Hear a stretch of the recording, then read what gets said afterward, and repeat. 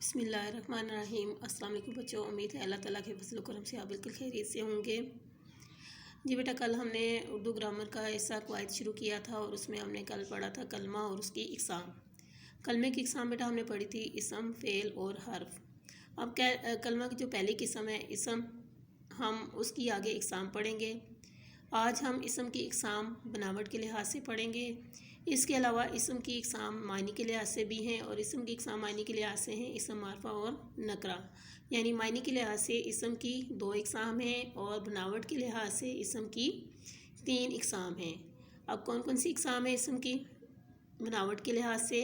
وہ ہیں اسم جامد، اسم مصدر، اسم مشتق۔ تو بیٹا سب سے پہلے ہم کرتے ہیں اسم جامد کی تعریف۔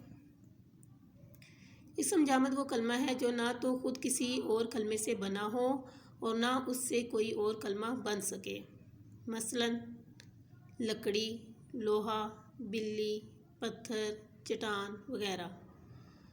اب بیٹا اس کی تعریف جو میں ایک شعر سے آپ کو سمجھاتی ہوں۔ جی بیٹا شعر ہے: چاند اور سورج رب نے بنائے، باغ میں پھل اور پھول اگائے۔ اس شعر میں چاند، سورج، باغ، پھل اور پھول ایسے الفاظ ہیں جو سب اہم ہیں، لیکن یہ کسی اور لفظ سے نہیں بنائے گئے اور نہ ان سے کوئی اور لفظ بنایا جا سکتا ہے۔ ایسے اسموں کو اسم جامد کہتے ہیں، اور جامد کے معنی ہیں ایک جگہ جمع ہوا جس میں مکمل جمود ہو اور کوئی حرکت نہ ہو۔ نیکسٹ ہے بیٹا اسم مصدر۔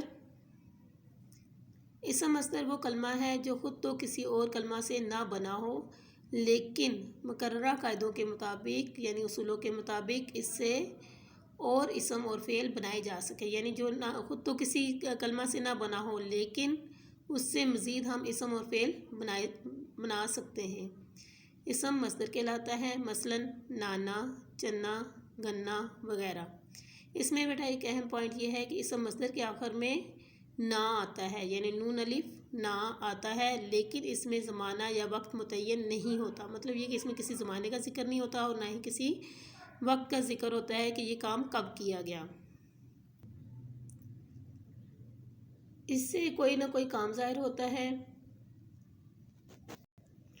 نا والے الفاظ بعض اوقات مصدر نہیں ہوتے۔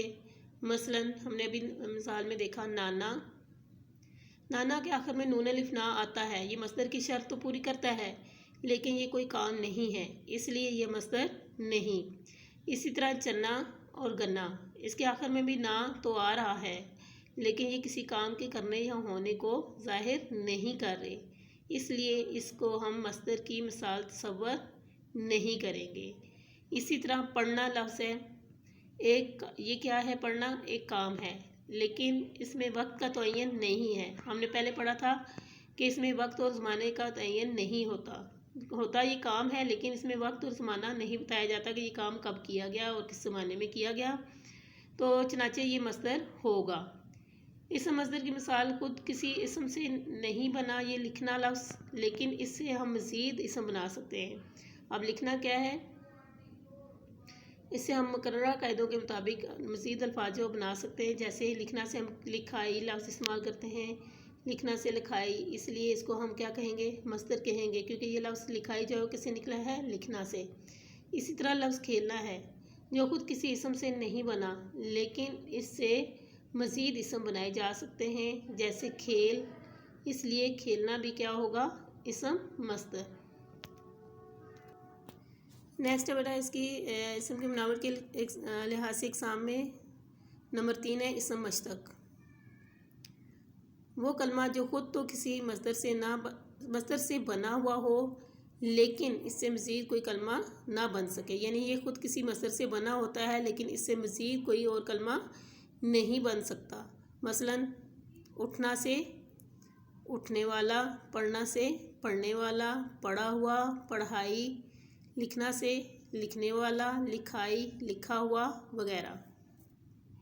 اسم مشتق کی مثال بھی میں اشعار کے ذریعے سے آپ کو سمجھاتی ہوں۔